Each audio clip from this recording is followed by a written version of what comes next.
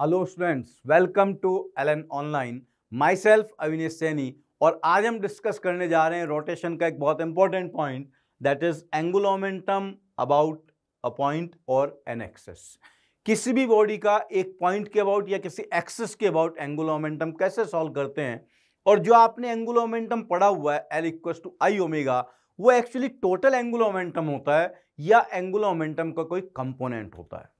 Students एक एक points को ध्यान से समझिएगा और नोट कर लीजिएगा, क्योंकि इस पर एडवांस में बहुत अच्छे अच्छे क्वेश्चन बनते हैं। सो देखो, सबसे पहले मैं आपको बता देता हूं किसी भी पार्टिकल का एंगुलर मोमेंटम कैसे सॉल्व करते हैं। लेट्स से कोई भी पार्टिकल है जो ऐसे टेढ़े मेढ़े पाथ पर घूम रहा है। किसी टाइम पर पार्टिकल यहां पी पॉइंट पर है या मान लिया ए पॉइंट पर है और उसकी वेलोसिटी इस तरफ है। तो इस पार्टिकल का जो लीनियर मोमेंटम होगा P, this will be m into V vector. और एंगुलर मोमेंटम होता है moment of linear momentum. Angular momentum इस बात पर डिपेंड करता है कि आप किसके अबाउट कैलकुलेट कर रहे हैं। लेट्स से यहां कोई पॉइंट है O and I want to calculate angular momentum of this particle about point O। तो O से A को मिला देंगे, ये लाइन आगे बढ़ा दी, ये बन गया R वेक्टर। O से A तक का जो लेंथ है वो R के बराबर है, तो R वेक्टर कहलाएगा position vector of A with respect to O। अगर A और O दोनों के कोऑर्डिनेट्स गिवन है तो A के कोऑर्डिनेट्स में से O के कोऑर्डिनेट्स सब्ट्रैक्ट करके I cap J cap K cap में रिप्रेजेंट कर लिया जाएगा।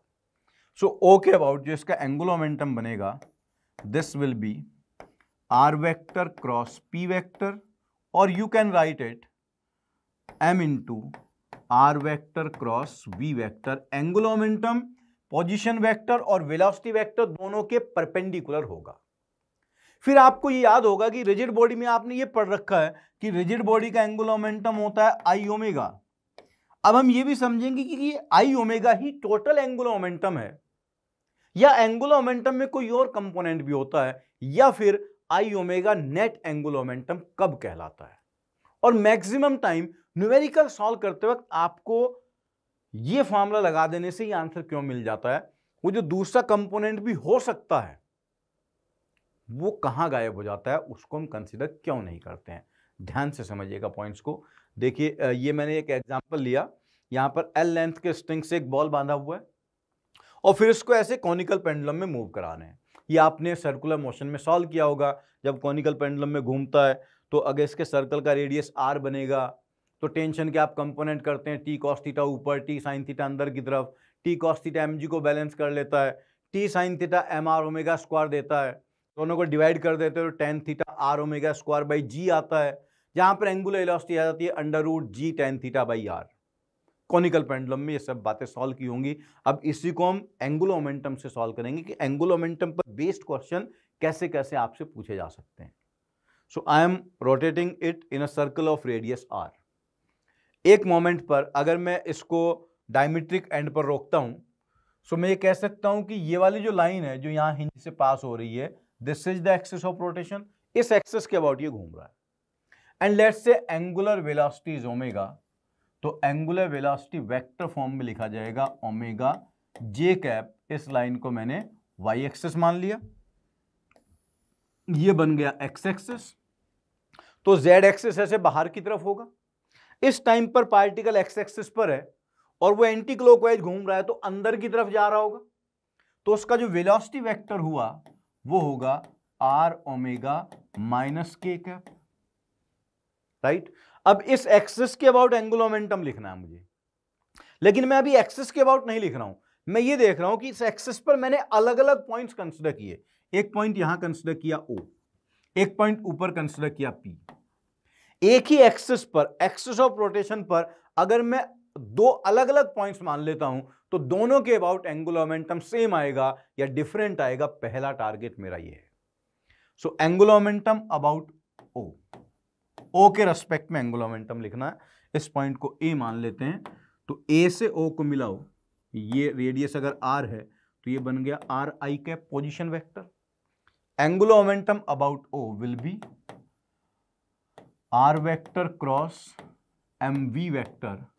तो मास तो बाहर आ गया, R वेक्टर बन गया आर आई कैप और V वेक्टर बन गया R omega minus K cap. I cross K it is minus J और एक नेगेटिव पहले से, तो angular momentum about O this comes out to be R omega square J cap. ओ के अबाउट एंगुलर मोमेंटम में केवल एक कंपोनेंट है जो कि एक्सिस के पैरेलल है।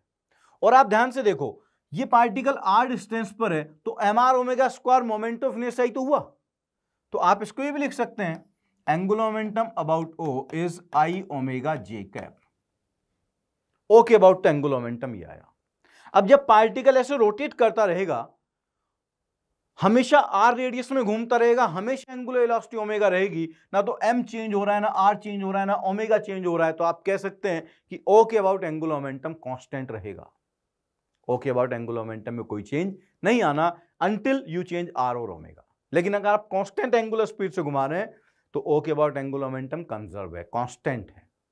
ठीक, अब पी पॉइंट के अबाउट देखते हैं, एंगुलर मोमेंटम अबाउट पी। तो मुझे पी से ए को मिलाना होगा, पी से ए को मिलाया, ये इसका पोजीशन वेक्टर बना RP vector, position vector of A with respect to P, और ये पॉइंट सपोज वाई डिस्टेंस ऊपर है। तो देखो वाई की वैल्यू चेंज करते जाओ, इनफाइनाइट पॉइंट्स के अबाउट एंगुलर मोमेंटम लिख सकते हैं। पी के रेस्पेक्ट में ए का पोजीशन वेक्टर क्या होगा, पी से ए तक जाने के लिए वाई एक्सिस में वाई नीचे आना है, एक्स एक्सिस में आर आगे जाना है, तो पी के अबाउट एंगुलर मोमेंटम बनेगा, angular momentum about P is minus y j cap plus r I cap। Angular momentum about p, ये तो पोजीशन वेक्टर बन गया, एंगुलर मोमेंटम होगा आर पी वेक्टर, मास बाहर ले लेते हैं, क्रॉस v वेक्टर, मास इधर आ गया, ये बना R I cap minus Y J cap, इसका cross product R omega minus K cap के साथ। अब ध्यान दो, जब फर्स्ट टर्म का क्रॉस प्रोडक्ट करोगे तो I cross K minus J और माइनस माइनस प्लस, तो पी के अबाउट एंगुलर मोमेंटम होगा M R omega square, M R square omega J cap, minus minus plus बन गया, जे क्रॉस के होता है I cap, plus M Y R omega I cap. तो पहला result यहां से आया, अगर कोई पार्टिकल सर्कल पर घूम रहा है किसी एक्सिस के अबाउट, उस एक्सिस पर आप अलग अलग पॉइंट कंसीडर करेंगे तो हर पॉइंट के अबाउट एंगुलर मोमेंटम अलग अलग होगा। ये एक पार्टिकल घूम रहा है, इसका रेडियस r है, this is axis of rotation, इस एक्सिस पर इधर एक पॉइंट कंसीडर किया o, इधर एक पॉइंट कंसीडर किया p, angular momentum about o is different, angular momentum about p is different. o के अबाउट एंगुलर मोमेंटम लेते हैं तो उसमें एक कंपोनेंट आता है इधर वाला, ये एम आर ओमेगा स्क्वायर आई, ये आई ओमेगा है। जब पी के अबाउट एंगुलर मोमेंटम लेते हैं तो उसमें ये वाला कंपोनेंट तो सेम रहता है, लेकिन एक दूसरा कंपोनेंट भी आ गया इधर, तो इस कंपोनेंट को हम कहेंगे L parallel, that means the component of angular momentum parallel to axis of rotation, और ये कंपोनेंट है L perpendicular. So I omega may not be the total angular momentum of a body, but I omega is the angular momentum of body which is parallel to axis of rotation। ये angular momentum का वो component होता है जो axis of rotation के parallel होता है, और एक्सिस पर कितने भी पॉइंट कंसीडर कर लें ये कंपोनेंट हर पॉइंट के अबाउट सेम आएगा। इसको ये आपके नोटबुक में जाना चाहिए, angular momentum of a body about different point on axis of rotation may be different, but the component of angular momentum parallel to axis of rotation about all point will be same। अब अगर मैं ये कहता हूं कि एक particle तो इधर है ए पर और एक इधर है, सिमेट्रिक बना दूं इस बॉडी को, तो जो लेफ्ट वाला पार्टिकल है उसका ये कंपोनेंट तो सेम आएगा ई ओमेगा, और एक कंपोनेंट इधर आएगा, तो अब देखो परपेंडिकुलर वाला कंपोनेंट कैंसिल हो जाएगा। सो I omega total angular momentum कब बनेगा, if body is symmetric about axis of rotation then I omega becomes total angular momentum। और अगर बॉडी सिमेट्रिक नहीं है तो I omega total angular momentum नहीं होता, I ओमेगा एंगुलर मोमेंटम का केवल वो कंपोनेंट होता है which is parallel to axis of rotation। जब आप न्यूमेरिकल सॉल्व करते हैं आप सोच रहे होंगे सर इस कंपोनेंट की तो कभी जरूरत ही नहीं पड़ी, एंगुलर मोमेंटम वगैरह कंजर्व किए, तो बेटा एंगुलर मोमेंटम कंजर्व किए हैं एक्सिस के अबाउट, तो वहां केवल वही कंपोनेंट लेना था जो आई ओमेगा वाला था। लेकिन ये क्वेश्चन भी आईटी में आया हुआ है कि ओ के अबाउट और पी के अबाउट एंगुलर मोमेंटम सेम होगा या नहीं, अलग अलग होगा, क्योंकि एक ही पार्टिकल है। अब दो नहीं है, एक ही पार्टिकल घूम रहा था।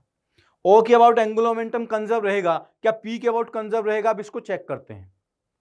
जब ये पार्टिकल ए पर है तो एंगुलर मोमेंटम का एक कंपोनेंट ऊपर है, एक आगे की तरफ है। जब यही पार्टिकल घूमकर इधर बी पर आएगा तो ऊपर वाला कंपोनेंट तो सेम रहा, लेकिन परपेंडिकुलर कंपोनेंट तो प्लस आई कैप से माइनस आई कैप में चला गया। So angular momentum about O is conserved, but about P is not conserved. P के अबाउट एंगुलर मोमेंटम कंजर्व नहीं है, चेंज हो रहा है, क्योंकि एंगुलर मोमेंटम का परपेंडिकुलर कंपोनेंट डायरेक्शन में चेंज हो रहा है, मैग्नीट्यूड में चेंज नहीं हो रहा है। और याद करो, मैंने कुछ वीडियो में पहले बार डिस्कस की हुई है कि जब भी कोई वेक्टर केवल डायरेक्शन में चेंज होता है, जैसे ए वेक्टर है, ए वेक्टर का मैग्नीट्यूड कांस्टेंट है लेकिन डायरेक्शन में चेंज हो रहा है, तो इसका जो रेट ऑफ चेंज होता है D A vector by D T, वो होता है ओमेगा वेक्टर क्रॉस ए वेक्टर। ऐसे ही यहां पर एंगुलर मोमेंटम पी के अबाउट कंजर्व नहीं है, तो एंगुलर मोमेंटम का परपेंडिकुलर वाला कंपोनेंट डायरेक्शन में चेंज हो रहा है, तो उस कंपोनेंट के चेंज होने का rate, the rate of change of D L perpendicular by D T will be equal to omega vector cross L perpendicular vector, and this will be torque vector. Rate of change of angular momentum होता है torque. तो ध्यान से देखिए, omega cross L perpendicular, omega की value थी omega J cap, L perpendicular आया था M Y R omega I cap, J cross I बन गया माइनस के कैप, तो D L by D T की वैल्यू हुई M Y R omega square minus K cap. अब ध्यान से देखो, ये टॉर्क के बराबर होना है। टॉर्क कैसे सॉल्व करेंगे? एम जी नीचे की तरफ लग रहा है, एम जी पर के लाइन ऑफ एक्शन पर यहां से परपेंडिकुलर डालें तो परपेंडिकुलर डिस्टेंस आर ही बनेगा। आर किधर है? एक्स एक्सिस में। एम जी किधर है? माइनस वाई एक्सिस में। तो आर किधर बना? एक्स एक्सिस में। और ये फोर्स किधर बना? माइनस वाई एक्सिस में। आई क्रॉस जे के कैप होता है, और आई क्रॉस माइनस जे माइनस के कैप होता है। तो टॉर्क की वैल्यू क्या आ गई? M G are minus K cap. mg का टॉर्क एंगुलर मोमेंटम के उस कंपोनेंट को चेंज कर रहा है जो एक्सिस के परपेंडिकुलर है। तो ये माइनस के कैप वगैरह तो खत्म हो गए, डायरेक्शन वाली बात है।